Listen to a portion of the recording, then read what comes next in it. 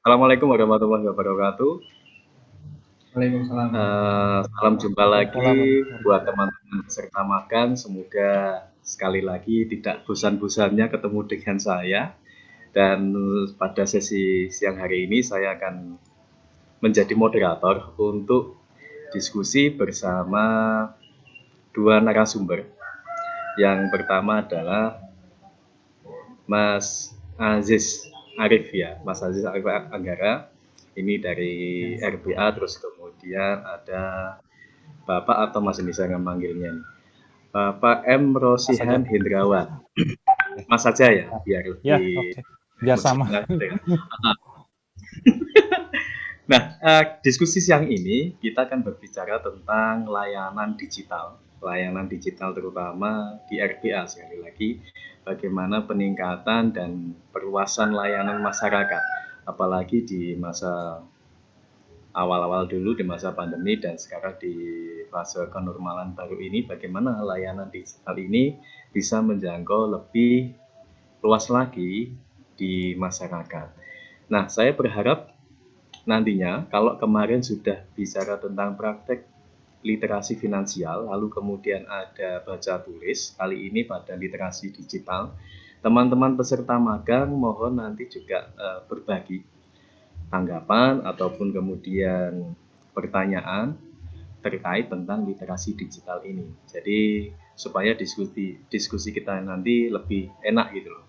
Dan karena memang terbatas sekali kita nanti sampai pukul 14.15, mohon teman-teman nanti memanfaatkan waktu ini dengan sebaik mungkin. Langsung saja saya serahkan kepada narasumber pertama. Ini saya berikan kesempatan terlebih dahulu untuk Mas Aziz ya. Mas Aziz, monggo. Sudah bersiap? Untuk mikrofonnya bisa dinyalakan Mas Aziz. Oke. Terlupa menyampaikan untuk sesinya Pak Hendra terlebih dahulu. Oh, sesinya Pak Hendra dulu. Mohon maaf. Baik. Ya, saya serahkan pada Pak Hendra, monggo. Pak Hendrawan. Baik, terima kasih. Mudah-mudahan masih terdengar. Ya, saya izin jelas sekali. Saya ingin berbagi layar, ya, share screen. Terima kasih kepada moderator. Baik, Assalamualaikum warahmatullahi wabarakatuh. Semuanya, selamat datang di acara yang sangat baik ini. Terima kasih kepada Kemendikbud RI, kemudian Ruang Belajar Akil, dan tentu saja FTBM Provinsi Jawa Timur ya, yang telah istilahnya mengundang kami di sini untuk belajar bersama ya. Senang sekali hari ini kita membahas salah satu jenis literasi, tepatnya literasi digital. Setelah teman-teman juga sebelumnya membahas literasi yang lain ya. Saya coba share screen dulu. Oke, mudah-mudahan sudah terlihat. Apakah sudah? Ada yang memberitahu saya mungkin? Apakah sudah terlihat ininya, presentasinya? Sudah Pak Hendra. Oke, sudah. Baik. Baik, saya diberikan waktu berapa menit untuk sesi ini? Mohon maaf supaya saya menyesuaikan. Untuk moderator bisa diinfokan. 30 menit. Oke, baik. 30 menit. Baik, para sahabat pegiat literasi sekalian, selamat siang. Saya Hendrawan. Saya dari Universitas Brawijaya, tepatnya di program Studi Ilmu Perpustakaan dan Informasi. Saat ini saya dipercaya sebagai dosen di sana, dosen sejak 2014, dan senang sekali ini kolaborasi yang sangat baik sekali antara FTBM, Kemendikbud, kemudian RBA, tentu saja juga dari program studi juga sudah membangun kolaborasi dengan RBA sudah hampir 3,5 tahun lah seperti itu. Untuk sesi ini saya diberikan part atau bagian yaitu praktik literasi digital di dalam konteks sosial. Teman-teman sekalian, kita ketahui bahwasanya kondisi saat ini ya sudah berbeda mungkin dengan 10 atau 15 tahun yang lalu. Namun saya senang sekali dalam artian di sini bisa menyampaikan gagasan, bisa menyampaikan hasil dari permenungan atau belajar saya juga, dan tentu saja nanti teman-teman juga saya minta untuk memberikan feedback dan saya akan belajar juga dari masukan-masukan dan pertanyaan. Agenda kita hari ini ada setidaknya 4 berdasarkan TOR yang saya baca, yaitu apakah yang kita maksud dengan literasi dan khususnya literasi digital. Ini pertanyaan yang sering kita ajukan tapi ternyata tidak mudah juga menjawabnya. Kedua, bagaimana praktik literasi digital pada masyarakat tentunya saat ini ya. Yang ketiga, bagaimana literasi digital dan peran masyarakat dalam berpengetahuan. Dan yang terakhir adalah apa sih tantangan dalam menerapkan literasi digital ini. Seperti itu yang akan saya sampaikan sesuai dengan permintaan dari panitia. Ya, saya mulai. Pertanyaan pertama adalah, biasanya kalau kita memasuki sesuatu ya pasti kita bertanya apakah yang dimaksudkan begitu ya, atau apa yang disebut dengan apa. Biasanya pertanyaan itu sebenarnya dianggap sebagai pertanyaan awal dan timbul mungkin keingintahuan untuk curiosity atau kebingungan, dan itu bagus. Itu tandanya kita berpikir bahwasanya sesuatu hal yang kita pertanyakan itu harus kita dapatkan jawabannya dan tentu saja nanti akan bermanfaat untuk kita dan sekitar kita. Beberapa waktu ini dan saat ini ya masih sedang terjadi pandemi ya Bapak Ibu, sehingga kita mengadakan acara ini juga dengan cara webinar ya, istilahnya dengan daring atau dalam jaringan. Banyak yang beredar, terutama ya informasi, kemudian konten-konten yang memang ya kita tahu bahwasanya banyak tantangan lah dalam hal ini. Bahkan sekelas bukan hanya pandemi, election atau pemilihan presiden, baik itu di Indonesia maupun sekarang di Amerika, ini persiapan, itu misinformasi atau disinformasi itu luar biasa. Jadi literasi digitalnya juga ada bagian di situ, mengambil peran kehidupan kita. Kita lihat dulu data terbaru. Mudah-mudahan teman-teman juga sudah pernah mengakses ini rates atau literasi rates by gender and region ya, berdasarkan gender dan regional. Kita lihat di sana di Asia Tenggara, kalau panjenengan semua lihat itu yang mendominasi untuk gendernya perempuan, ini 95. Jadi 95 lihat di situ ada 95, kemudian mohon maaf cowok ya, laki-laki. Jadi male global average-nya itu 90% di sini kita lihat. Kemudian female-nya ada 83%, di mana di sini kita lihat untuk gendernya juga yang disebut dengan perempuan dan laki-laki. Kemudian untuk yang dihitung adalah 15 tahun ke atas. Cukup tinggi di Asia Tenggara. Kalau sekelas kita lihat, kalau kita bandingkan dengan Eastern Afrika atau Afrika Timur atau Afrika Selatan, Southern Afrika, ini masih 87. Kalau di Asia Tenggara sudah 95, termasuk negara kita menyumbang yang saya rasa terbesar di Asia Tenggara. Kemudian kita lihat data selanjutnya adalah penetrasi internet. Ini per Januari 2020.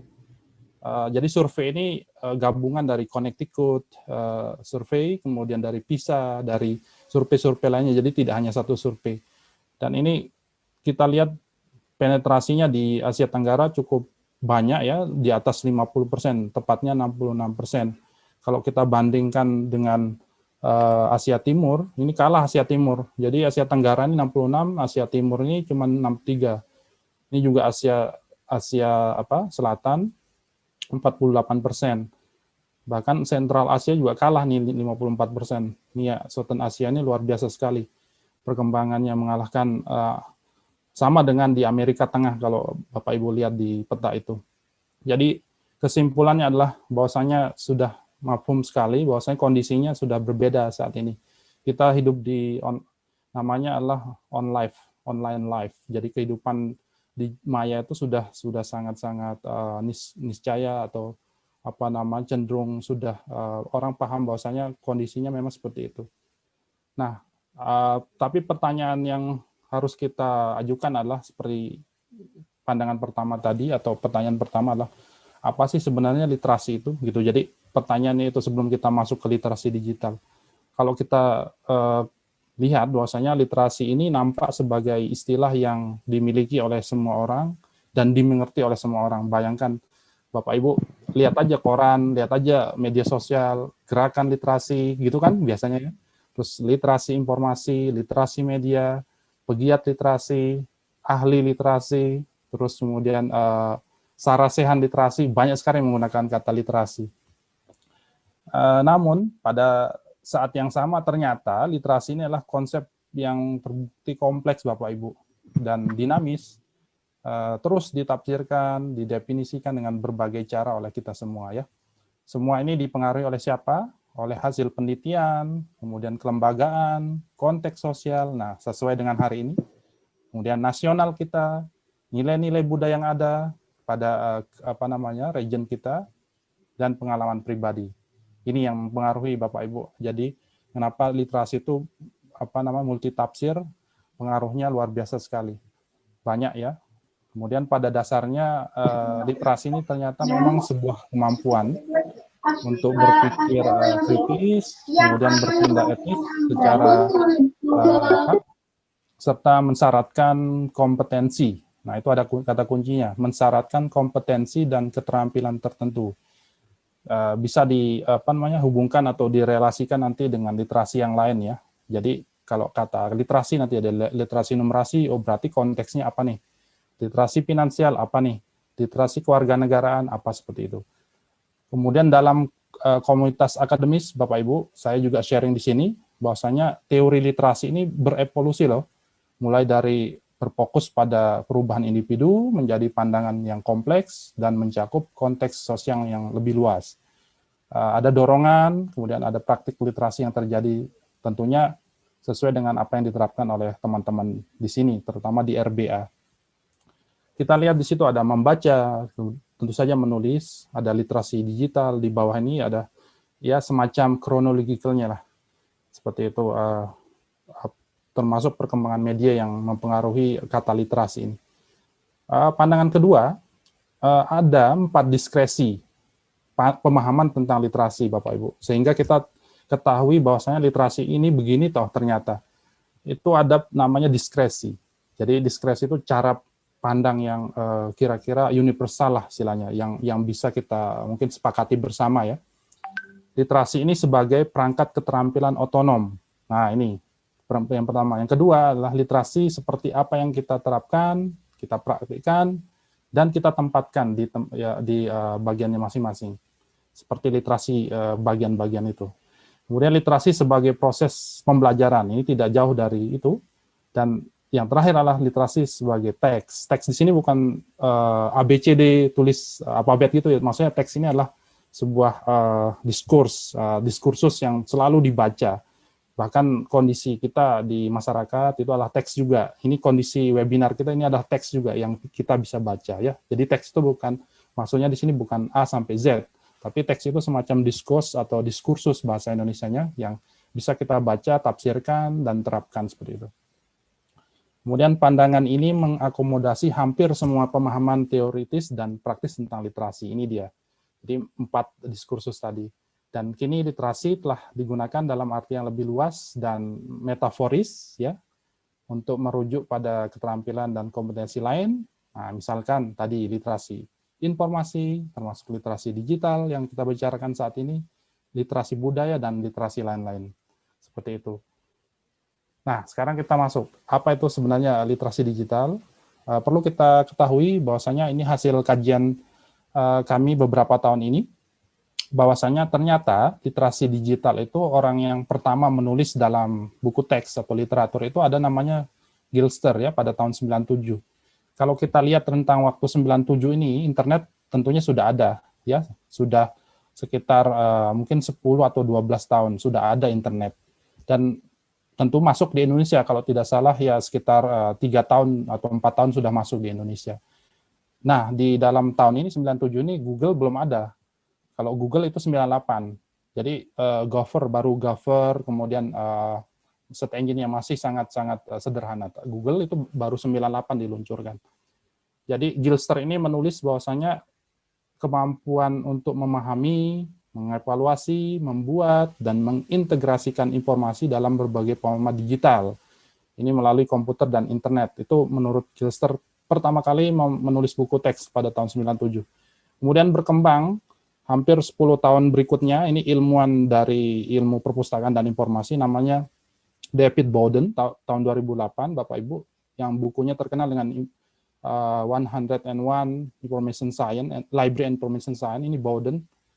Menurut beliau ini tidak cukup hanya kemampuan, tapi ternyata ini sikap, attitude, kemudian knowledge atau pemahaman, kemudian skills, keterampilan untuk menangani dan mengkomunikasikan informasi, tentu saja pengetahuan secara efektif dalam berbagai media dan format digital itu. Ini Bowden. Dan kita dapat menyimpulkan bahwasanya terdiri dari dimensi apa sih literasi itu? Ternyata setidaknya ada 3. Ada teknis di situ, ada skill, kognitif, dan ada sosiologis. Nah, ini yang kita bahas saat ini. Jadi, tidak lepas dari konteks sosial, tidak hanya alat saja, tidak hanya individu saja, tapi ada juga aspek sosiologisnya. Apakah penting? Tentu saja kalau ditanya penting sekali. Ya, literasi digital ini mendukung individu untuk belajar yang lebih efektif, mendalami keterampilan lain, ya, termasuk mengakses, memperbarui pengetahuan, serta dapat menjadi solusi problem atau masalah dalam lingkungan masyarakat digital. Nah, ini literasi digital itu pentingnya di situ.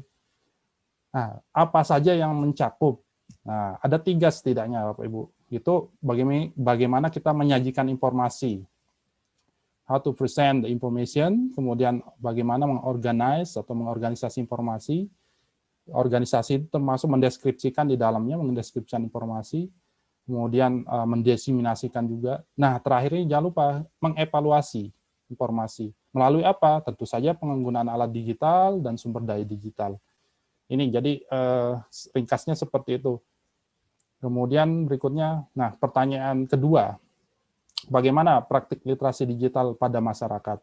Ini menarik, saya mendapatkan literatur yang bagus ya, cukup bagus, dan ini dipakai oleh Kemendikbud RI juga di semacam buku tentang literasi juga untuk menjelaskan literasi digital. Saya akses ya. Saya lihat di sini mereka juga menggunakan ini, Mayes dan Fowler itu tahun 2006. Jadi ada namanya digital literacy level atau tingkatan literasi digital. Seperti kita ya, ada tingkatan seperti sekolah gitu ya, ada SD, SMP, ada SMA, perguruan tinggi dan seterusnya. Jadi level 1 itu namanya kompetensi digital. Ini paling bawah, bottom ya. Di situ ada keterampilan, ada konsep, ada pendekatan, ada sikap di situ. Contohnya digital kompetensi ini adalah kita menguasai alat-alat atau tools-tools digital di situ. Seperti misalkan kita bisa menggunakan Microsoft Word sebagai alat untuk menulis, kita bisa menggunakan Zoom untuk webinar, kita bisa menggunakan Google Docs untuk berbagi dokumen atau bekerja bersama dan lain-lain. Cukup di situ. Jadi kita bisa menguasai lah, walaupun tidak expert. Maksudnya kita bisa menggunakan, bisa mengerti caranya, paham dan sesuai dengan manualnya. Nah, naik lagi level 2, namanya digital usage atau pemanfaatan digital ya.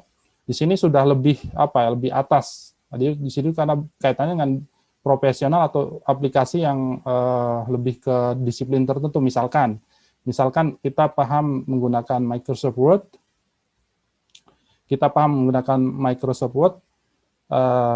bukan hanya untuk nulis, tapi untuk melayout buku. Nah, untuk membuat buku misalkan, kita menguasai Adobe InDesign untuk membuat majalah.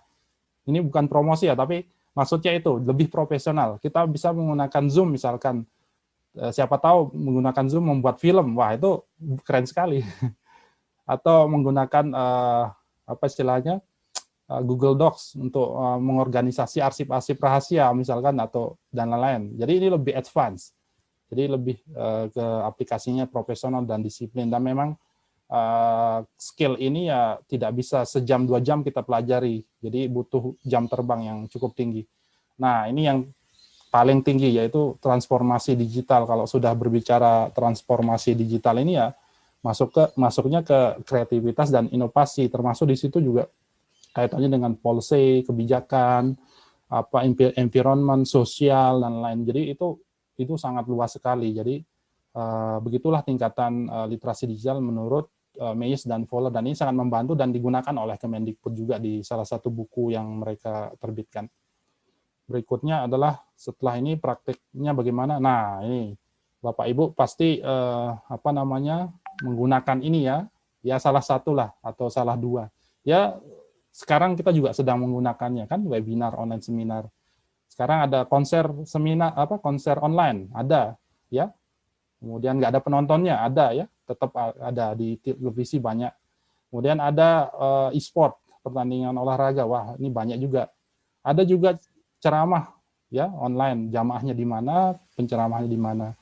Kalau kelas ya bagi yang pengajar ya pasti ini ya mengajar, kemudian online meeting dan lain-lain. Jadi ya semuanya serba mendadak ya, mendadak digital. Kebetulan kondisinya juga memang seperti itu, pandemi.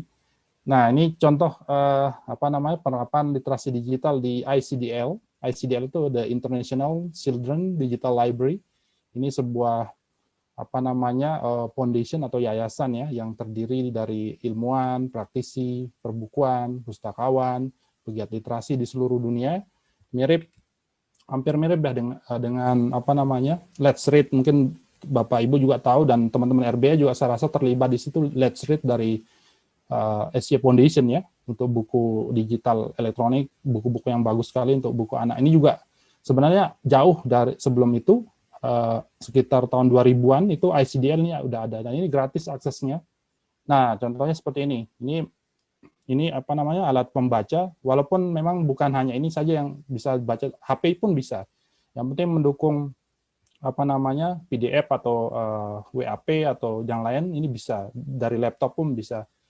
Nah, contohnya seperti ini. Nah, di ICDL banyak sekali diterjemahkan dongeng-dongeng ya, folklore dan lain. Jadi berbagai negara dan semuanya itu adalah relawan ya.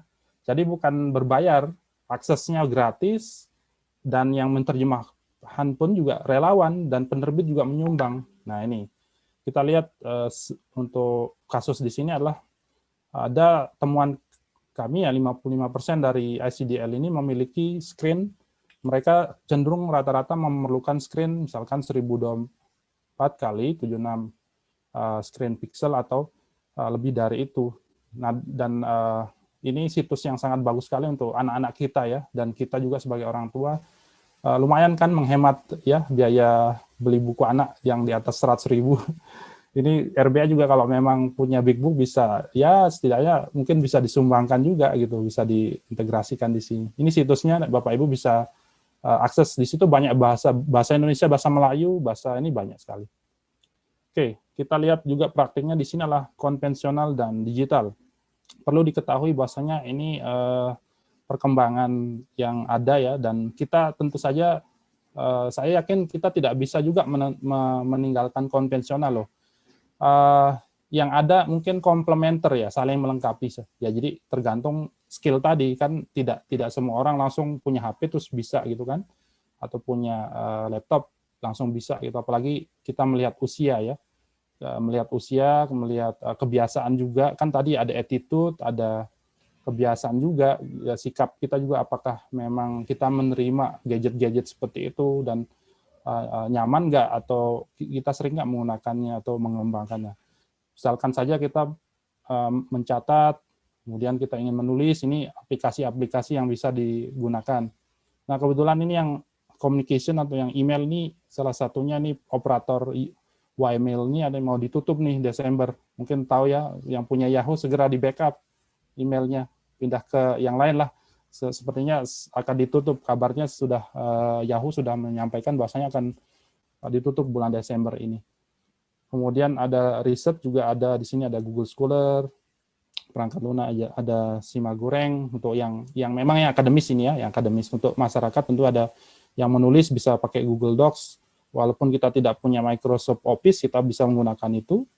Kemudian ada juga blog misalkan kalau sering menulis dan lain. Ini salah satu contoh saja. Kemudian praktiknya kita lihat, kita juga tentu saja selain ini pengguna itu kita produsen juga loh. Jangan lupa kita itu produsen. Jangankan foto ya, sering nulis diary online dan lain, terutama yang foto ya, sering foto kemudian upload Instagram, upload Facebook. Nah, database-nya di mana ya, miliknya Instagram, dan memang kita harus hati-hati, selektif untuk memilih apa yang kita unggah dan kita tayangkan. Ini objek digital, ada di situ ada data, ada metadata, ada konten dan aset. Mohon maaf, ini lebih ke teknis memang, dan tapi ini saya harus sampaikan juga contohnya saja metadata. Bapak Ibu kalau tahu foto misalkan, atau Bapak Ibu jepret foto atau menulis file Microsoft Word itu, di dalam metadata itu terekam siapa yang memotret, pakai kamera apa, kapan diambil, kemudian tanggal berapa, itu lengkap. Apakah bisa diakses ini di metadata? Biasanya teman-teman digital forensik ini menggunakan ini, mengetahui apakah file ini asli atau tidak, gitu misalkan, atau manipulatif atau tidak, siapa aslinya yang apa ya istilahnya mengupload foto, terjadi kegaduhan, biasanya menggunakan metadata ini untuk menganalisisnya. Jadi sebenarnya kita hati-hati juga, jadi jangan sampai kita juga membuat apa ya, sesuatu yang tidak mestinya lah untuk itu. Kemudian detail untuk inti data ini memang lebih ke teknis, cukup memang pembahasan khusus, tapi setidaknya saya kenalkan misalkan audio, file formatnya apa. Nah, kalau yang preservasi formatnya apa yang bagus. Preservasi ini adalah pelestariannya, kalau Bapak Ibu mau long term atau jarak apa istilah jangka panjang untuk mengakses, bisa dipakai menggunakan format ini misalkan. Jadi preservasi itu supaya nanti bisa diakses oleh generasi berikutnya lah istilahnya. Aksesnya apa, normalisasinya apa. Contohnya juga PDF, ini bagus juga. PPT bisa preservasinya pakai ODF, karena kita ketahui ya banyak gawe-gawe yang berkembang. Awalnya dulu misalkan kita kuliah atau sekolah yang usia mungkin dengan saya itu menggunakan apa itu disket ya, disket. Tapi disketnya sekarang nggak bisa dibaca. Nah itu bingung kita, padahal di situ ada foto, ada dokumen mungkin skripsi kita yang sangat-sangat berharga, tapi sayangnya nggak bisa dibaca karena tidak apa ya berpikir ke preservasi atau pelestarian file-file seperti itu. Dikira hanya menggunakannya setahun, 2 tahun, atau 5 tahun. Padahal itu long term. Itu penting sekali kita pikirkan di sini, dan ini masukan juga nanti untuk teman-teman RBA kalau bisa seperti itu diterapkan. Kemudian pertanyaan berikutnya adalah pertanyaan ketiga, literasi digital dan peran masyarakat dalam berpengetahuan. Nah, kalau kita berbicara pengetahuan, khususnya ini kita ambil dari knowledge management ya, manajemen pengetahuan itu kita sangat-sangat kontekstual. Jadi pengetahuan itu tentu saja ya ada eksplisit, ada yang terdokumentasi ya, eksplisit itu bisa terekam dengan bentuk apapun. Ada juga yang tacit. Yang tacit itu di dalam kepala kita masing-masing atau dalam benak kita yang belum terdokumentasi. Biasa ya punya kelemahan dan kelebihan masing-masing. Tapi perlu kita ketahui bahwasanya untuk mendokumentasikan atau untuk mengeksplisitkan pengetahuan itu kalau boleh sharing di sini adalah yang memulai itu agama. Jadi agama, contohnya di sini yang sekarang kita sering baca, yang sering kita menjadi pedoman atau manual kita, yaitu kitab suci. Tidak mungkin kitab suci bisa bertahan lama tanpa apa ya istilahnya pengaruh dari bagaimana mempreservasi atau membuat itu sebuah menjadi rekaman atau terdokumentasi. Baru pengetahuan ilmiah atau secara umum masyarakat mengikuti agama tersebut. Luar biasa, makanya agama kita berterima kasih kepada Tuhan kita yang sudah mewahyukan bahwasanya kalau di Islam itu ada Iqra, bacalah. Jadi Iqra membaca dan mempelajari, kemudian kita mendokumentasikan. Tentu di agama Nasrani, agama yang lain juga ada seperti itu.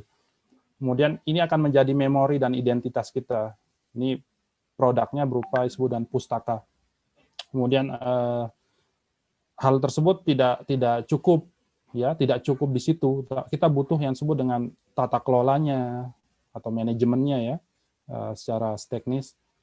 Terus di sini kita butuh juga literasi dalam hal apa namanya menjalankannya, terus kemudian mempelajarinya lain-lain, dan tentu saja ya tujuannya supaya nanti terjadi budaya berpengetahuan, namanya budaya epistemik kalau di bahasa ilmiahnya.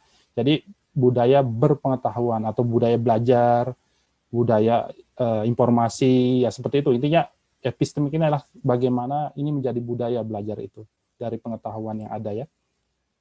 Nah, jadi literasi digital ini sebuah kata kerja, bukan hanya kata benda, tapi kata kerja. Kenapa? Karena aktif.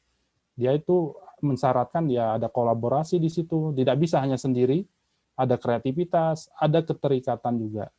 Dan di sini juga pengaruhnya ada interaksi secara real time seperti hari ini yang kita bisa melakukan ini walaupun berjarak. Kemudian gaya belajar juga di situ, sikap kaitannya dengan sikap. Kemudian ada komunikasi tentu saja. Ternyata tentu saja harus ada kontennya. Nggak mungkin literasi digital itu nggak ada konten. Karena konten itu ya bisa data, bisa informasi, atau bisa pengetahuan. Ya, sehingga kita nanti bisa memperoleh wisdom atau kebijaksanaan dari ketiga itu, konten tersebut.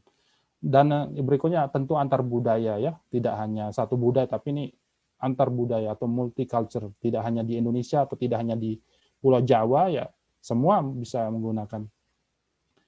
Ini juga praktiknya, ini ragam model. Contoh Bapak Ibu ya, jadi mungkin ada yang lain ya, tapi ini setidaknya ada 4. Ini bukan hanya di formal ya, lembaga formal, tapi ini keseharian semua kita walaupun di masyarakat. Contohnya di masyarakat di sini bisa misalnya community of practice ini kan, ada sekelompok orang atau sekumpulan orang atau sekumpulan anggota individu yang interestnya sama, hampir sama lah.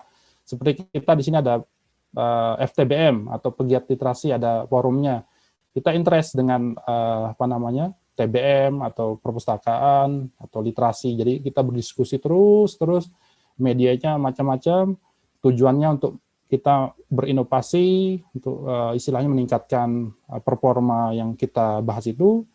Kemudian di situ kepemimpinan juga tersebar. Jadi tidak hanya tidak seperti di kantor misalkan di situ ada dekan, ada direkturnya harus ikut kata direktur, harus ini lebih luas gitu ya. Kemudian informal biasa sifatnya. Tapi ada tanggung jawabnya pada praktik dan komunitas. Nah, jadi itu kok tanggung jawabnya. Tetap semuanya ada tanggung jawab. Sehingga kita mencerminkan di situ ada budaya yang baik yang kita bangun. Dan motivasi, kemudian dorongannya itu passion for practice. Passion itu adalah gairah untuk istilahnya menerapkan lah. Karena kepedulian kita ya semua untuk masyarakat. Ada juga interest group ini yang lebih bersifatnya coaching, ada mentoring, mungkin juga termasuk di sini ya nanti ada mentoring mungkin ya, ada coachingnya. Ini forum pembelajaran semi formal. Istilahnya anggotanya berprinsip I am interested in X. Saya tuh tertarik bidang tertentu deh. Kemudian kepemimpinannya bersifat juga sama tersebar, tidak formal, tanggung jawabnya pada diri dan komunitas. Ini. Kemudian kepentingan individu di situ adalah untuk ide-ide baru, validasi ide yang lebih lama seperti itu. Nah, ini juga kalau di kantor unit kerja dia pakai SOP, kemudian individu di sini ada perpustakaan, ada expert ahli, ada juga learning management system yang digunakan, kemudian ada database, ada juga pengetahuan yang terkodifikasi, sehingga pengetahuannya adalah objek yang dimasukkan ke dalam benak kita semua individu. Fokusnya adalah individual minds atau istilahnya pola pikir individu dan kompetensi pribadi. Kalau ini yang individu. Jadi bisa dilihat individu, interest group dan community practice sedikit berbeda ya. Oke, itu berikutnya untuk yang pertanyaan ketiga ini adalah bagaimana kerangka sederhana mengolah pengetahuan? Karena pertanyaannya adalah berpengetahuan di masyarakat adalah pertama ya tentu saja kreasi penciptaan pasti ya harus diciptakan dulu, baru nanti kita juga dikreasi ya butuh repositori ini tempat menghimpun pengetahuan ya, contohnya ya perpustakaan itu repositori, taman baca itu repositori ya untuk menghimpun tadi bentuknya buku misalkan pengetahuan eksplisit atau dokumen-dokumen terkait dan lain-lain.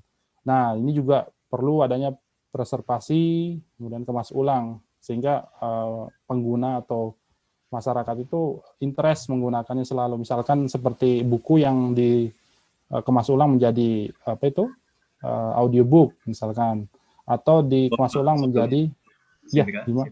2 Ya. menit lagi ya. Oke, 2 menit lagi. Oke, baik. Kemaskulan ini banyak bentuknya termasuk infografis ya.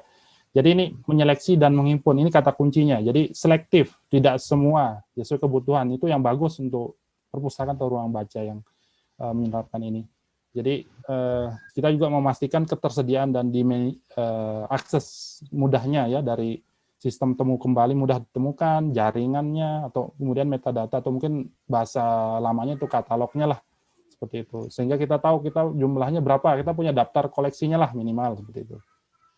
Tujuannya menciptakan tata kelola yang baik dan demokratis untuk berpengetahuan untuk masyarakat, bukan hanya untuk individu.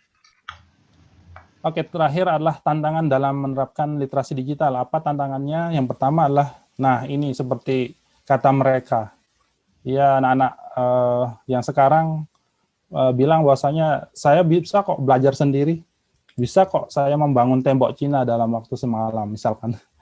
Dia menggunakan aplikasi atau game tertentu.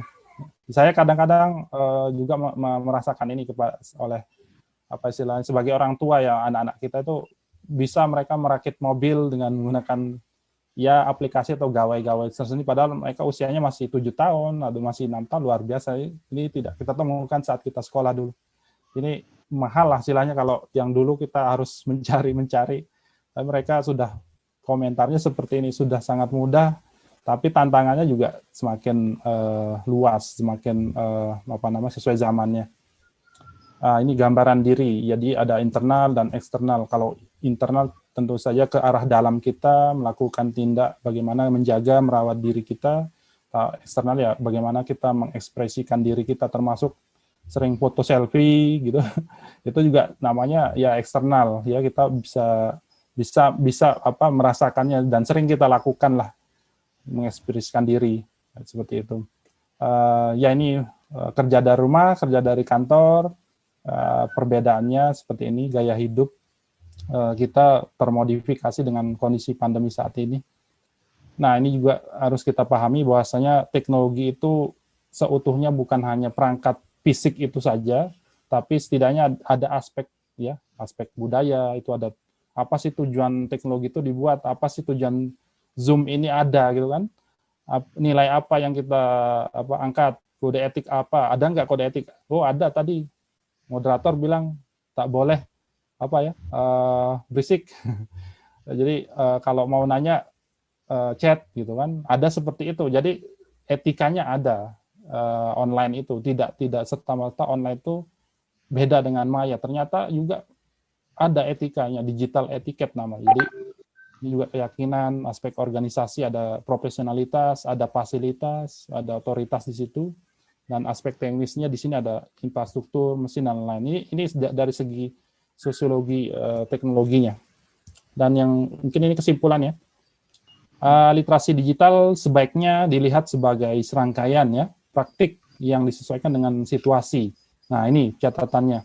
Misalkan situasi berpengetahuan di dalam konteks sosial budaya masyarakat, ini mencakup di dalamnya tatanan sosial dan pengembangan diri. Wajib ada seperti itu, pastikan. Diperlukan integrasi sosial dengan kegiatan sosial budaya, harus sejalan dengan perubahan paradigma pengajaran atau berpendidikan gaya saat ini. Ya. Kemudian literasi digital itu sendiri sebenarnya adalah praktik tekstual yang adalah produk dari perubahan paradigma dalam memandang literasi. Kemudian terakhir, sebagian besar literasi hanya dilihat dari sisi pandang perangkat teknologi. Ini jangan sampai seperti ini. Awalnya memang seperti itu mungkin kalau kita memasuki. Tapi sekarang literasi ini merupakan sebuah bentuk praktik sosial yang khas. Dengan demikian literasi digital perlu kita respon bersama oleh semua kita yang terlibat dalam komunitas. Kemudian perkembangan TI secara umum dan teknologi media khususnya telah secara mendasar mempengaruhi cara pandang kita. Ini teknologi membentuk karakter kita juga. Jangan sampai kita juga terjerumus ya. Tantangannya termasuk kebebasan, karena kalau kita sudah online itu wah, kebebasan itu luar biasa sekali. Hati-hati juga di situ, kita tetap memiliki etika dan moral yang kita bawa. Kemudian berikutnya, literasi digital adalah fenomena sosiobudaya yang dipengaruhi oleh perkembangan teknologi digital ya. Kemudian sikap merespon masyarakat terhadap fenomena untuk menentukan bagaimana berpartisipasi di dalam masyarakatnya. Ini yang terakhir, inilah yang memastikan keberlanjutan literasi digital. Ada konten, ada teknologi, ada pengguna sebagai manusia. Ada keberlanjutan ekonomi, didukung oleh keberlanjutan lingkungannya, mendukung nggak? Nah gitu. Kalau mendukung teman-temannya misalkan lingkungannya pakai Facebook, ikut Facebook, pakai WA, ikut WA, padahal ada Telegram yang bagus misalkan. Tapi tidak mau mencoba Telegram karena ya lingkungannya menggunakan WA. Nah, seperti itu contohnya. Contoh kecil ya. Kemudian keberlanjutan sosial. Ya ini untuk konsep pendidikan ini sebenarnya ya bisa dibahas tertentu. Dan terima kasih. Punten Mas Izra, karena waktunya juga Ya. sudah Ya. terbatas untuk bergantian. Ya, terima kasih. Terima kasih Mas Izra sudah mau berbagi di sesi tentang literasi digital ini. Jadi saya yakin juga teman-teman peserta coba merefleksikan diri, terus kemudian kegiatan di komunitasnya ataupun kemudian kegiatan di TBM-nya, seberapa jauh praktek literasi digital ini sudah dilakukan. Nah, untuk mempersingkat waktu, kita nanti interaktifnya setelah narasumber kedua ya. Mas Ari ini akan berbagi tentang bagaimana praktek dan layanan literasi digital serta jangkauannya di masyarakat itu bersama teman-teman di RPA ini. Jadi bagaimana praktek literasi digital ini di RPA. Monggo Mas Ari. Mas Aziz, sorry, maaf. Mas Aziz Anggara, Mas Ari. Ya Mas Aziz, terima kasih. Bismillahirrahmanirrahim. Assalamualaikum warahmatullahi wabarakatuh. Waalaikumsalam. Mas Aziz mengingatkan 30 menit ya? 30 menit ya? Ya. Oke, siap. Jadi ini sebelum kita mulai, ini saya pakai kacamata digital, literasi digital. Mungkin yang yang menggunakan laptop itu bisa diatur nih. Di pojok kiri bawah di video itu ada tanda tanda panah ke atas, itu silahkan choose video filter. Nah, di situ nanti akan ada beberapa filter yang lucu-lucu seperti itu. Nah, biar biar lebih santai, dan juga ini salah satu bentuk literasi digital juga. Mas Aziz kelihatan unyu ini siang ini pakai kacamata. Oh, iya. Ya, kalau begitu saya saya matikan dulu biar nggak salah fokus. Oke, nah baik, untuk siang hari ini nanti saya akan berbagi tentang apa yang sudah dilakukan teman-teman RPA gitu tentang literasi digital seperti itu. Nah, sebelumnya ini saya ngirimkan tautan video YouTube di RPA, ini berisi tentang beberapa program kegiatan yang masuknya literasi digital dan juga pengetahuan yang dilakukan di RPA seperti itu. Nanti bisa diintip di YouTube-nya RPA. Oke, nah sekarang masuk ke materi.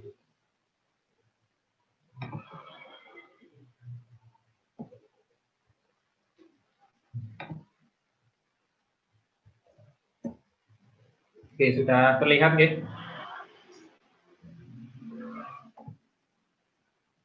Oke, mungkin bisa mengacungkan tanda jempol jika sudah terlihat. Oke, siap. Terima kasih jempolnya. Untuk tema hari ini di praktik RPA adalah layanan digital, peningkatan dan perluasan layanan masyarakat seperti itu di RPA. Nah, di depan ini adalah satu screenshot di siaran YouTube Ruang Belajar Akil untuk program Bincang Sore seperti itu. Oke, nah hari ini akan berbagi tentang 3 hal gitu ya, tentang apakah literasi digital itu, lalu literasi digital dalam layanan dan pengelolaan, lalu ketiga adalah meningkatkan jangkauan dan layanan dengan literasi digital. Oke. Nah, mungkin agak ini dulu ya, tentang apakah literasi digital itu. Pertama adalah pengetahuan dan kecakapan untuk menggunakan media digital. Kecakapan dan pengetahuan untuk menggunakan media digital, alat-alat komunikasi dan jaringan dalam menemukan evaluasi untuk menemukan.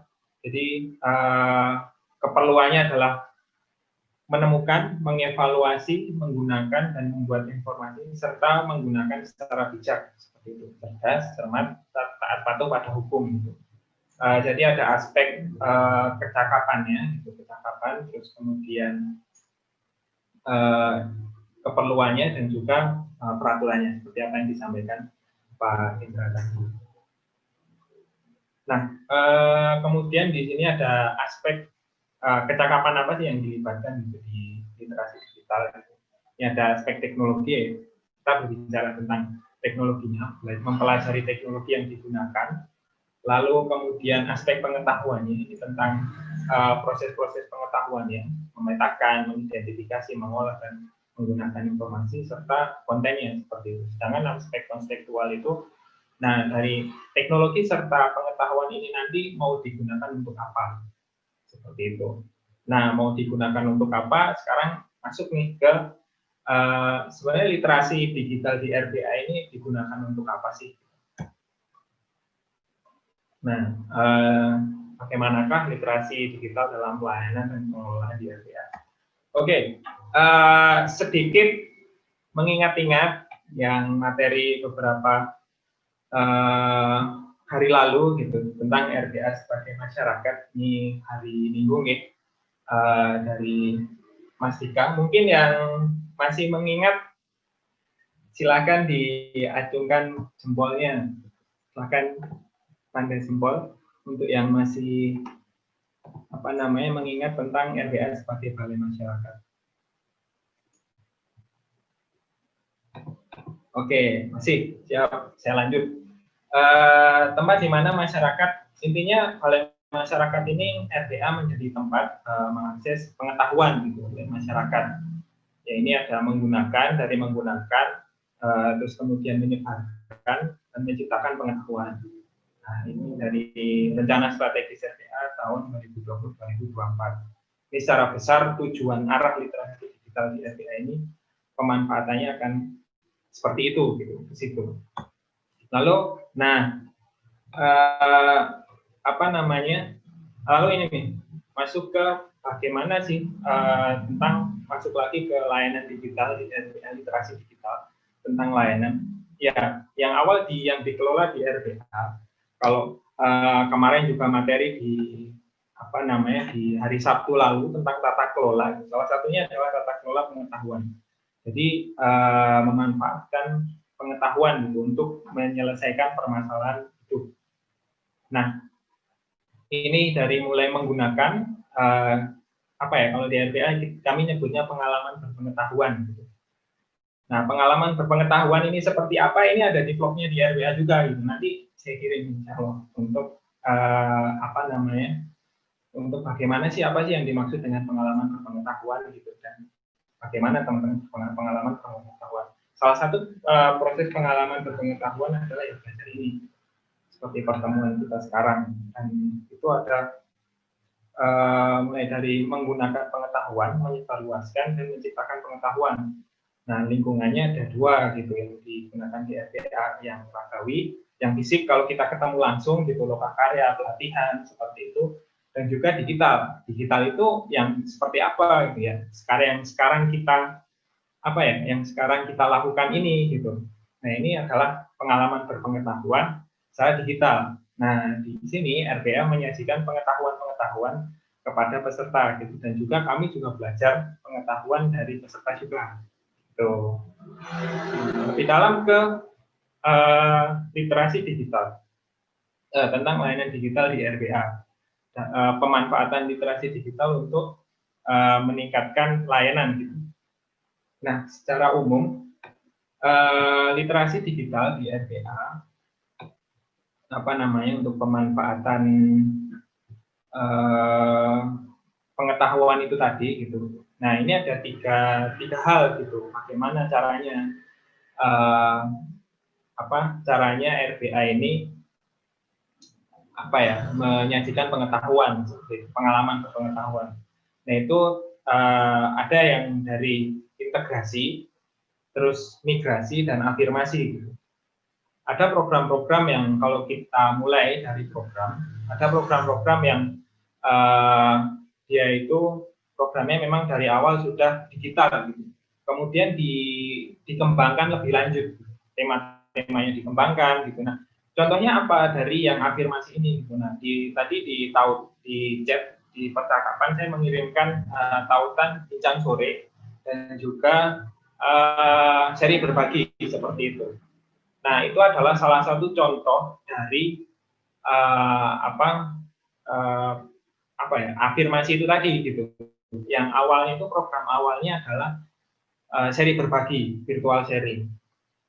Nah, kemudian dikembangkan lebih lanjut menjadi bincang sore, tema-temanya dikembangkan gitu. Masyarakat yang diundangnya awalnya mahasiswa dikembangkan menjadi lebih luas gitu. Semua orang bisa mengikuti dengan pembahasannya pun juga lebih luas. Nah, itu afirmasi. Oke. Lalu kemudian migrasi. Kalau migrasi yang diterapkan di RBA itu apa sih?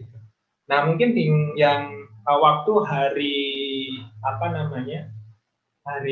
Kamis nih, hari Kamis waktu virtual room tour, mungkin ada yang masih mengingat gitu, virtual room tour itu awal programnya adalah kunjungan situs, touring gitu. Mungkin ada beberapa yang sudah pernah nih.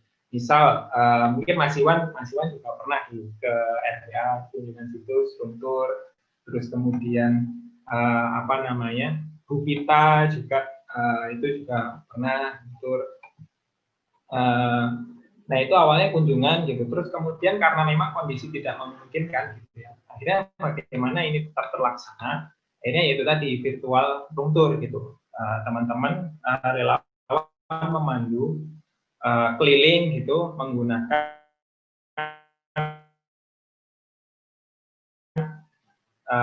mengenalkan RBA. Itu salah satu contoh untuk migrasi dan juga integrasi.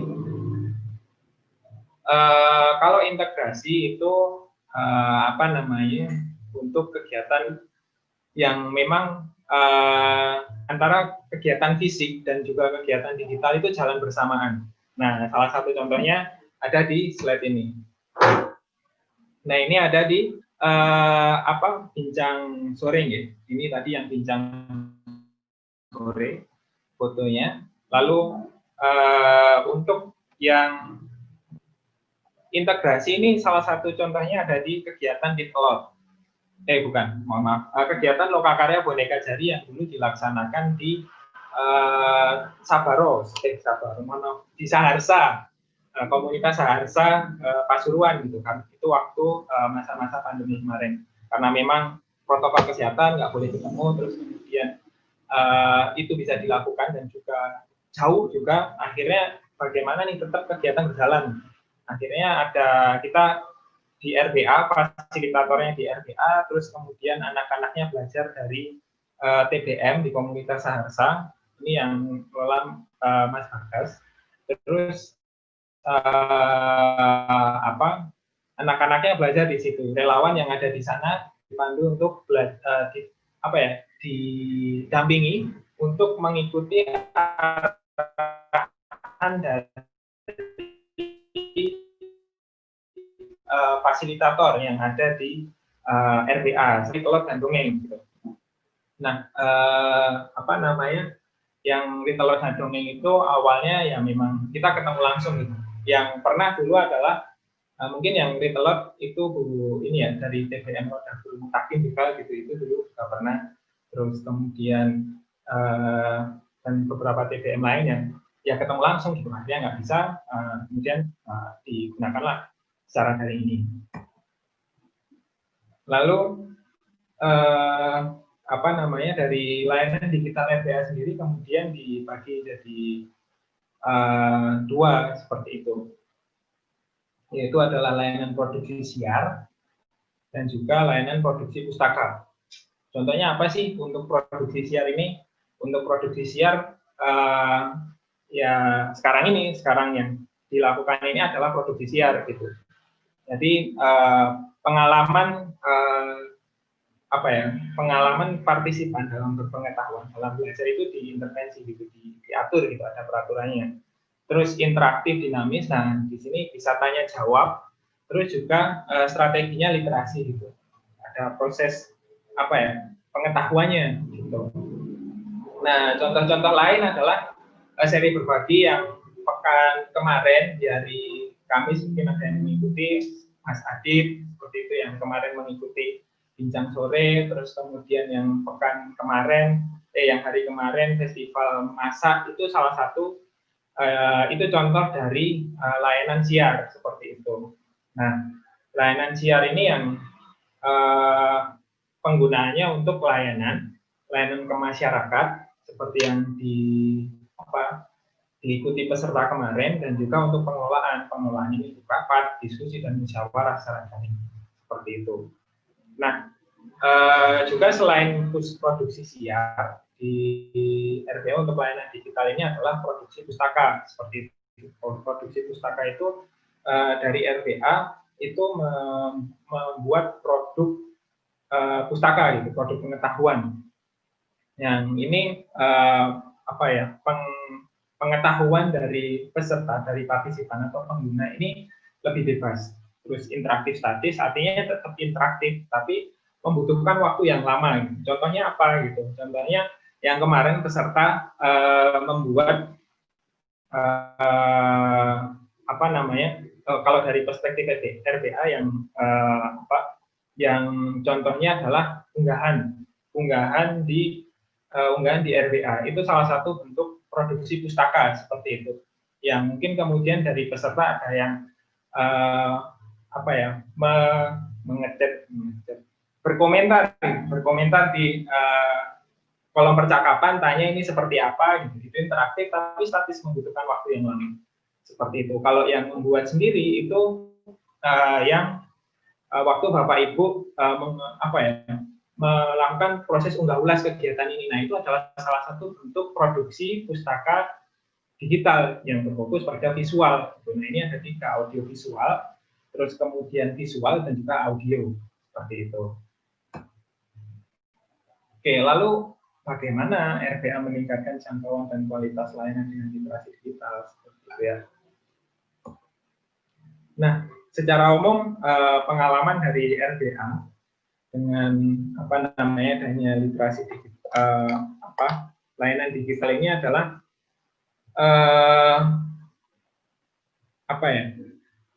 penerima manfaatnya itu lebih luas, dan tidak harus datang ke RPA untuk mengakses pengetahuan. Nah, balik lagi di awal tadi tentang mengakses pengetahuan gitu ya. Dulu mungkin awal-awal banyak masyarakat yang datang ke RPA untuk observasi, terus kemudian tanya-tanya, terus diskusi juga gitu. Artinya untuk mengakses pengetahuan yang ada di RPA ini harus datang dulu ke RPA. Nah, kemudian dengan adanya digital ini, di mana masyarakat bisa mengakses kapanpun dan dimanapun untuk produk-produk tertentu, itu bisa mengakses pengetahuan tanpa datang ke RPA. Kenapa pengetahuan gitu? Karena ya memang kita membutuhkan pengetahuan gitu dalam menyelesaikan setiap permasalahan gitu. Nah, mungkin contohnya bagaimana perluasan ini dilakukan di RPA adalah ya ini menjadi contoh juga gitu. Perluasan layanan yang ada di RPA. Mungkin ini kegiatan di RPA ini bisa diakses dari Gresik, terus kemudian dari Banyuwangi seperti itu, terus kemudian dari Blitar, Kediri. Nah, itu salah satu bentuk perluasan. Pun juga dengan adanya literasi digital ini nggak hanya pengetahuan yang ada di RPA yang dapat diakses, tapi pengetahuan dari Bapak Ibu peserta itu juga bisa diakses oleh teman-teman. Contohnya adalah dengan kemarin waktu kayak saat Mas Iwan cerita tentang TBM di Gelaran Jambu pun kita juga bisa mengakses pengetahuan dari Mas Iwan seperti itu. Nah, Lalu dalam mengakses itu, dalam meningkatkan layanan digital itu adalah mungkin secara garis besar alurnya ada ini, ada produksi, terus kemudian penyimpanan, distribusi, dan juga penggunaan seperti itu. Produksi ini kita bagi jadi dua, tadi produksi berdasarkan prosesnya dan produksi berdasarkan bentuk produknya. Nah, kalau di RBA bentuk produknya itu ada produk utama dan juga produk turunan. Contoh dari produk utama adalah siaran langsung seperti ini. Terus kemudian kemarin waktu festival memasak dan juga bincang sore itu menjadi produk utama. Lalu produk turunannya apa? Produk turunannya adalah saat RBA mengunggah ulasan kegiatan hari ini di Instagram dan Facebook. Itu adalah produk turunan dari produk utamanya pertemuan ini, terus kemudian dikemas ulang menjadi menjadi produk visual seperti ada foto dan tulisan. Itu. Nah, itu adalah produk turunannya. Lalu untuk proses produksi adalah ada produksi langsung dan juga praproduksi. Kalau produksi langsung ya contohnya juga seperti ini gitu. Kita berkegiatan langsung, terus kita juga melakukan produksi, ada proses perekaman seperti itu, terus kita juga langsung bisa menggunakan. Itu produksi langsung. Kalau praproduksi adalah saat teman-teman RBA membuat video vlog seperti yang saya kirimkan tadi tautannya, nanti bisa diperiksa. Nah, itu kita produksi terlebih dahulu, terus kemudian masyarakat bisa mengakses. Nah, seperti itu. Lalu masuk ke penyimpanan gitu. Penyimpanan ini seperti apa gitu kalau di RBA gitu. Nah, kalau penyimpanan itu tentang bagaimana si produk dari pengetahuan gitu ya.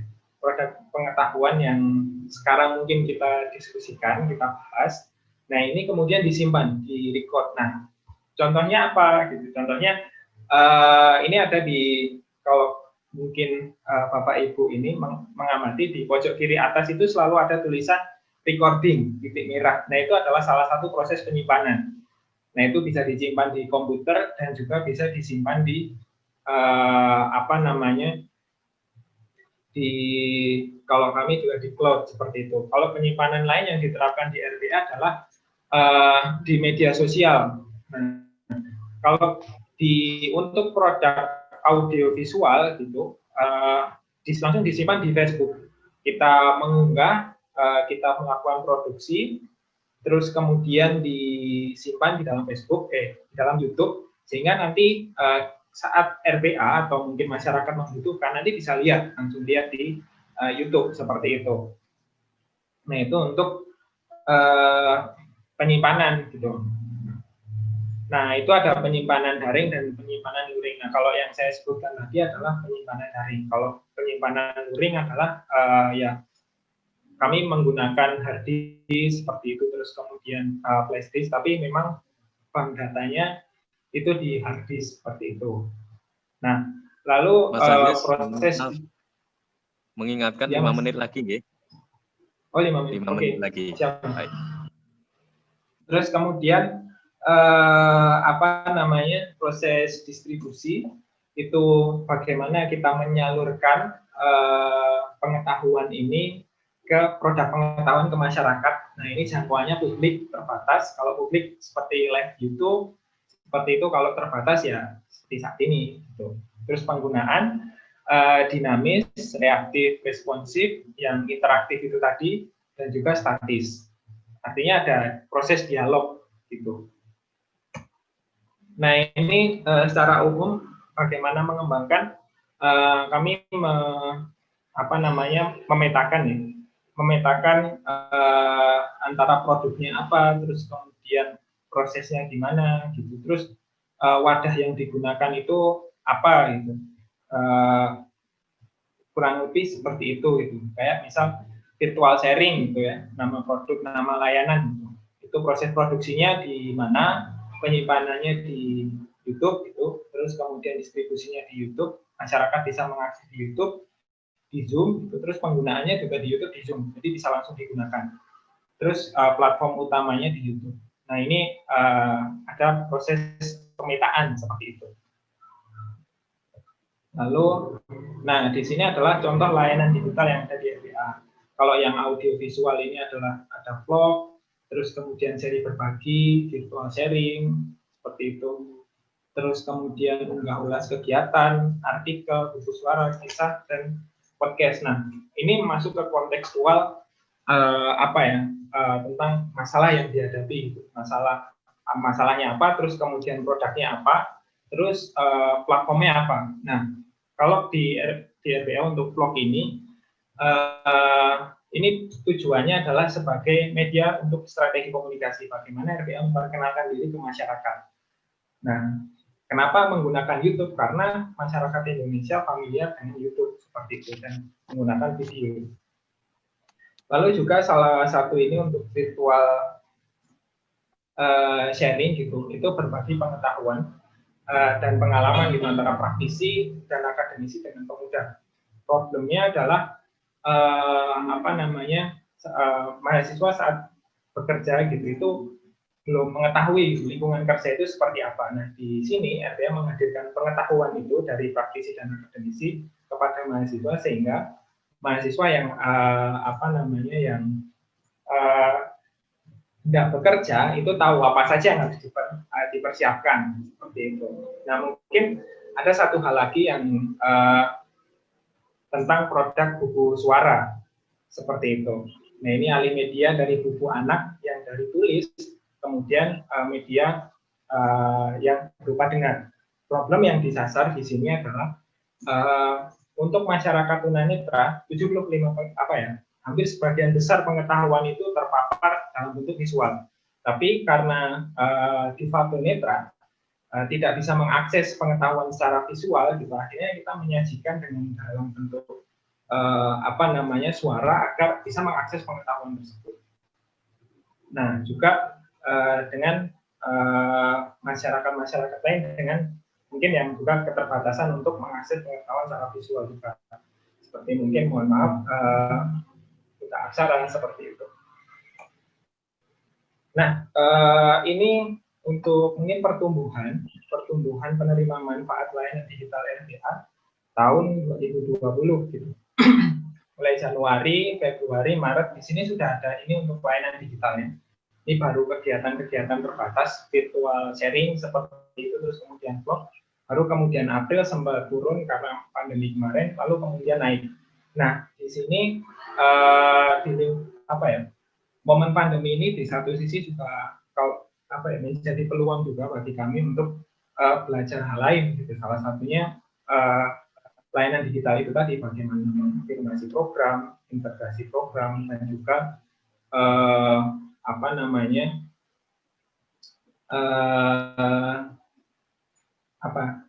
mengintegrasi dan juga memigrasi program yang awalnya fisik kemudian ke digital.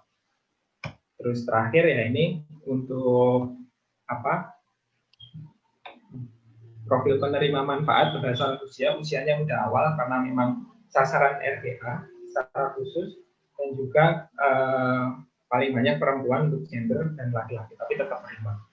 Nah, tidak lengkap berbicara tentang layanan digital ketika Bapak Ibu tidak berkunjung ke ke sosial media kami gitu, karena memang itulah yang dimana produk-produk pengetahuan itu disajikan gitu.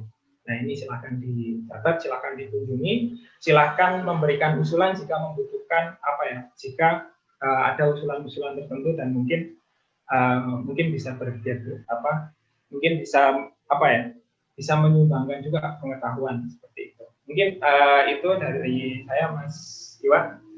Terima kasih. Assalamualaikum. Terima kasih, Mas Aziz. Ya, waalaikumsalam warahmatullahi. Ternyata berdiskusi tentang literasi digital ini tidak terasa sudah 1 jam lebih, dan sangat memikat sekali ya materinya. Dan ini saya buka ruang untuk menanggapi ataupun monggo peserta yang punya pertanyaan kepada dua narasumber ini, yang satunya untuk Mas Hendrawan, yang satunya untuk Mas Aziz. Dan sebelum saya berikan kesempatan kepada Mas Adit ini dari TPM Mikro, saya minta kepada peserta yang belum menyesuaikan nama, jadi yang belum menyesuaikan nama sesuai dengan ketentuan, mohon untuk segera diubah ya. Dan di kolom chat itu sudah ada presensi. Peserta yang belum melakukan presensi sambil mengikuti materi silahkan mengisi presensi. Baik, saya persilahkan untuk Mas Aditya dari TPM Mikro. Silahkan. Baik, Assalamualaikum warahmatullahi wabarakatuh. Terima kasih Mas Iwan atas kesempatan yang diberikan.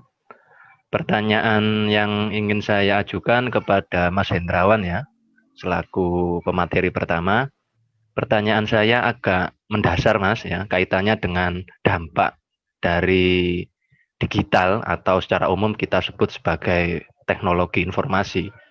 Kira-kira kalau dari tinjauan akademis ya, menurut Mas Hendrawan, barangkali ada literatur atau buku-buku yang menyebutkan kapan waktu atau usia yang tepat bagi anak-anak untuk bisa menggunakan atau berliterasi digital ini. Karena sepanjang pembacaan saya, itu kalau anak kecil kan masanya bermain. Jadi kalau mereka agak dipaksakan dalam tanda kutip, terlalu lama di depan laptop atau HP itu tentu dampaknya juga luar biasa. Kalau dalam konsep agama Islam itu sebelum usia 14 tahun, janganlah anak itu terlalu sering ya, tanpa adanya batasan untuk menggunakan laptop atau HP. Sepanjang pengamatan dan pembacaan saya. Monggo nanti Mas Hendrawan bisa memberi tambahan atau ulasannya yang lebih komprehensif. Terima kasih. Demikian Mas Iwan pertanyaan saya. Baik, itu juga berlaku untuk Mas Aziz atau hanya Mas Hendrawan saja? Oh, Mas Hendrawan saja dulu, karena nanti yang Mas Aziz kan kaitannya dengan RBA. Terima kasih Mas Adit.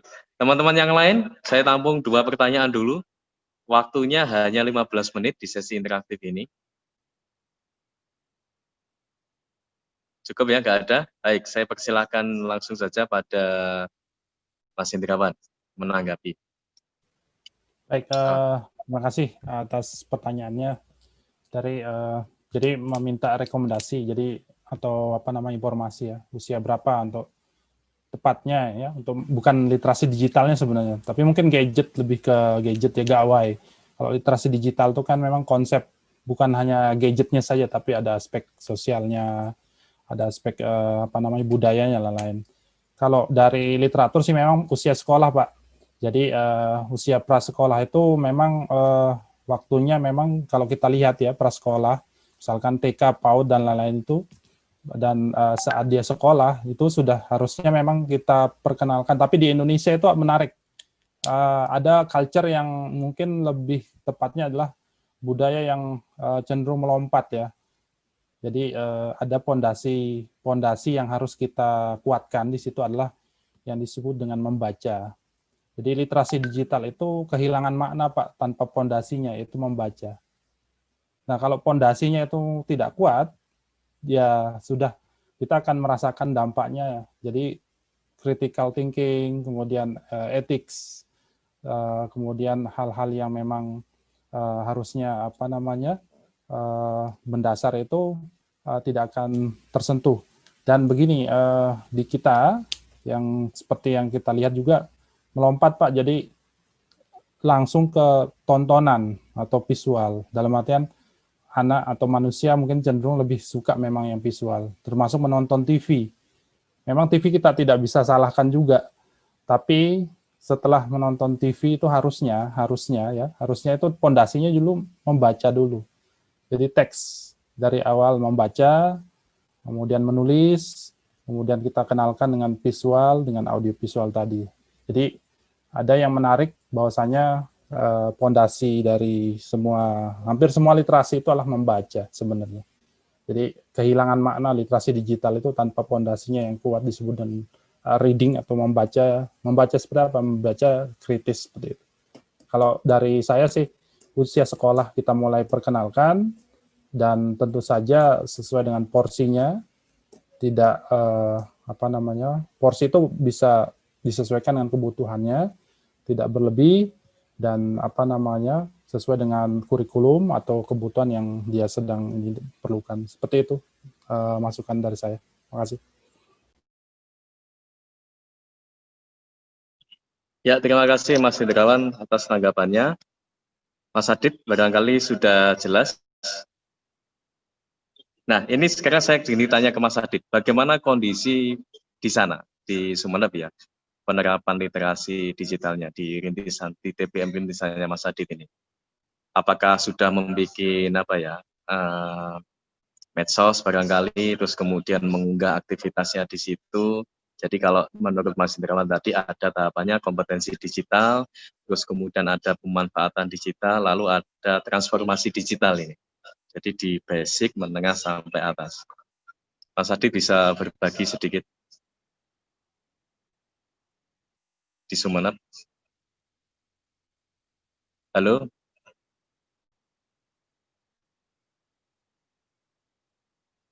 Ya. Sementara belum Mas Iwan. Nah, jadi akan proses mungkin nanti di Desember itu akan saya unggah ulang misalkan IG sama Facebook untuk supaya masyarakat juga bisa teredukasi terkait dengan urut-urutan setelah membaca mereka baru menonton atau akan menulis. Jadi ya akibat pandemi ini semuanya jadi agak pontang-panting ya, karena saya sendiri juga masih wirawiri di alamat domisili saya dengan tempat di mana TPM saya rintis ini. Demikian. Tapi tadi kalau saya boleh tambahkan, menarik ya paparan dari Mas Hendrawan kaitannya dengan bagaimana culture atau kebudayaan kita yang melompat dari sebelum terbiasa membaca tapi tiba-tiba kita sudah istilahnya langsung suka menonton ya. Memang menonton itu lebih asik daripada membaca, apalagi untuk anak-anak. Mungkin itu bagian dari gerakan literasi kita ya di TPM melalui Mas Iwan selaku pengurus di FTPM Jatim, bagaimana supaya membaca itu menjadi kebiasaan yang menyenangkan. Saya kira itu saja. Terima kasih. Kita bersama kalau itu Mas. Nggih, ya tugas kita makanya. Baik, matur suwun Mas Adit. Saya berikan kesempatan ke teman-teman yang lain. Ada ini? Ada yang ingin bertanya atau menanggapi? Tadi tentang paparannya Mas Aziz juga tentang praktek literasi digital di RBA. Monggo teman-teman.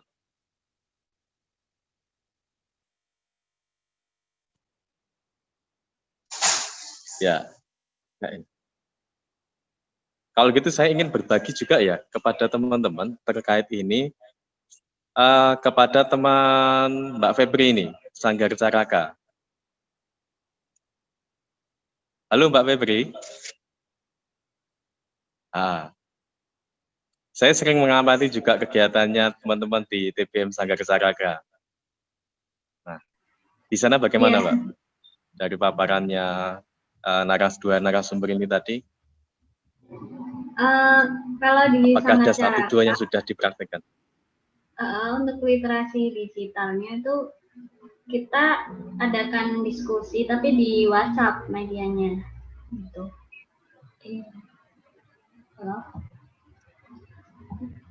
Jadi kita menggunakan media WhatsApp untuk diskusi, dan kita itu ada program diksi namanya diskusi tokoh dan literasi. Jadi setiap hari apa gitu kita mengundang narasumber, terus kita diskusi tentang tokoh penulis atau tentang buku apa gitu.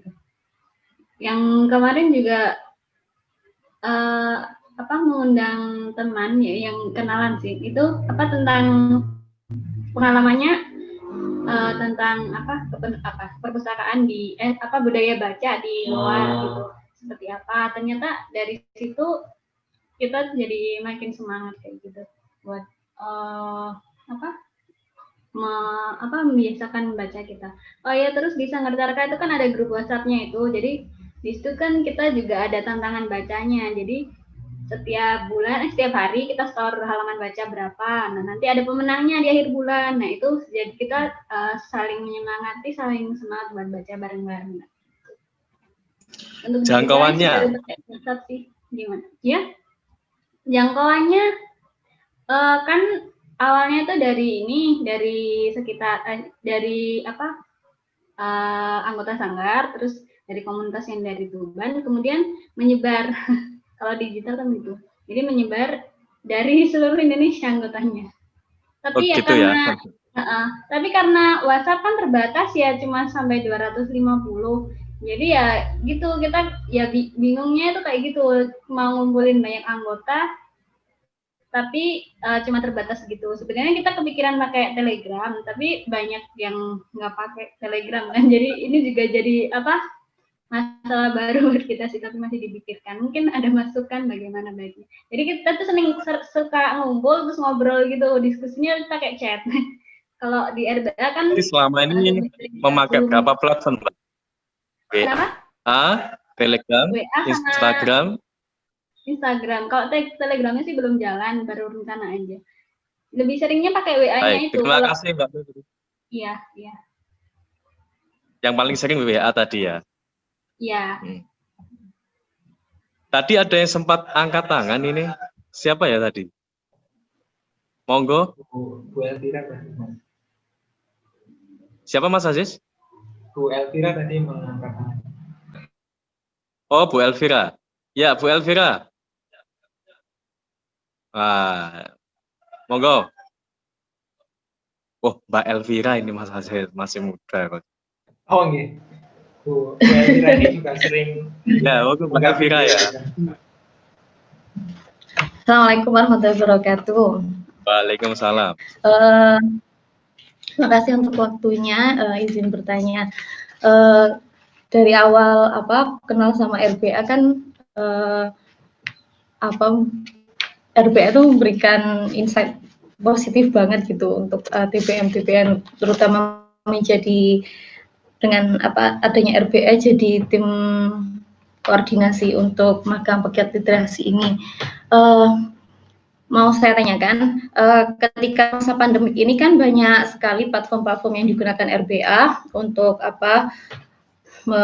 tetap eksis di jalannya. Apakah setelah pandemik ini platform-platform yang selama ini diadakan seperti kelas suka yang biasanya diadakan luring, sebelum pandemik diadakan luring, terus sekarang dirubah menjadi daring, apakah akan tetap bentuknya jadi daring atau kembali ke bentuk luring lagi seperti itu?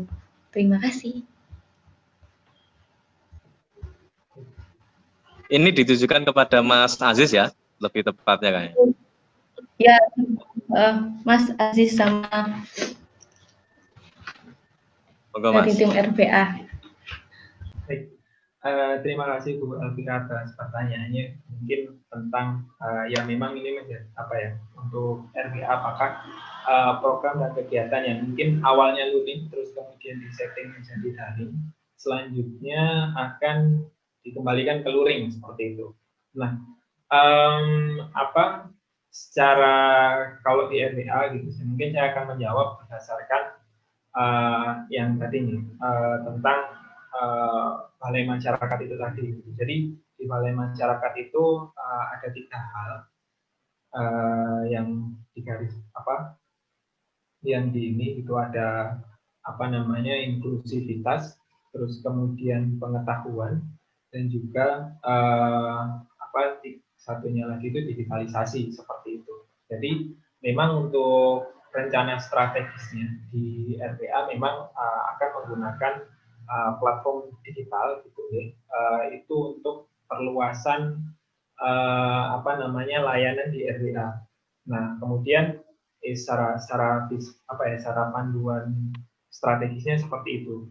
Lalu apakah kemudian untuk platform untuk program kelas suka ini akan katakanlah kelas suka ini akan tetap dilaksanakan secara luring atau tetap dilaksanakan daring atau kembali ke luring gitu. Nah, itu bisa jadi kita tetap daring gitu. Cuman untuk keputusan itu kami perlu ada evaluasi terlebih dahulu gitu. Efektivitasnya seperti apa.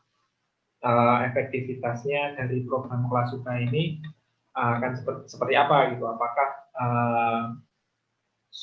dengan daring ini efektif, terus kemudian mendukung rencana strategis itu atau tidak gitu. Kalau memang dari hasil evaluasinya menunjukkan di situ, itu bisa jadi dilanjutkan gitu. Dan memang berdasarkan data yang ada gitu, memang untuk terutama kami kan berdasarkan kebutuhan dari masyarakat, dan memang dari masyarakat yang mengikuti Klasuka daring itu juga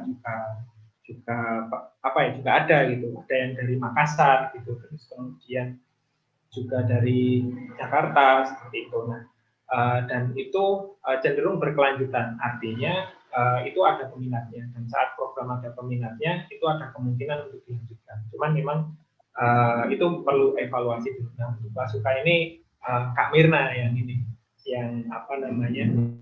yang mengelola gitu, mungkin bisa berdiskusi dengan Kak Mirna gitu, lebih banyak di luar forum tentang Klasuka daring ini akan seperti apa gitu. Baik, terima kasih Mas Aziz atas jawabannya. Saya buka satu kali lagi, ada yang ingin bertanya kepada narasumber atau menanggapi? Tidak ada? Serius ini? Kalau tidak ada, saya mohon kepada dua narasumber untuk memberikan penutup, Pak. Tapi sebelum memberikan penutup, saya ingin sedikit bertanya juga kepada dua narasumber ini. Dari paparan dua narasumber ini memang saya kira kita juga sepakat bahwa dengan literasi digital ini jangkauan program bagi teman-teman komunitas ataupun TBM ini tentu lebih luas. Tapi juga Mas Hendrawan tadi memberikan statement bahwa kita perlu menyesuaikan dengan situasi. Nah, kepada dua narasumber mohon sebelum ditutup ini memberikan pencerahan bagaimana apabila teman-teman di daerah ini, di tempatnya masing-masing ini memiliki relawan yang tidak banyak, terus kemudian punya beberapa permasalahan lain barangkali karena situasinya kurang mendukung, masyarakatnya itu secara perangkat itu juga tidak banyak yang memiliki, terus kemudian akses, terus kemudian untuk jaringannya juga tidak terlalu bagus, atau bahkan memang karena situasi yang lain yang memang belum mendukung praktek literasi digital ini. Bagaimana upaya untuk kemudian mengenalkan secara perlahan itu kepada dua narasumber sekaligus menutup di sesi pertama ini, saya persilahkan. Mas Hendrawan terlebih dahulu, nggih.